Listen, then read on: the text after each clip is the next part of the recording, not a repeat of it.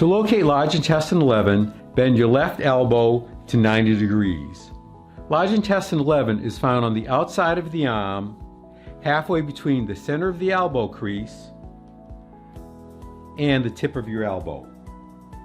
Press into this area and find a spot that is sensitive, tender, sore, or painful. That is large intestine 11.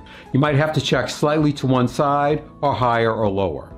Stimulate the point by rubbing the area quickly 5 times, then take a break for a count of 5 and repeat 4 more times. It might look like this.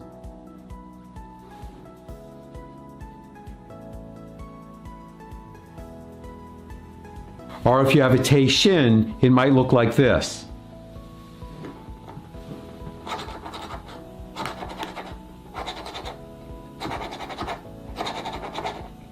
Now find large intestine 11 on your other arm and repeat.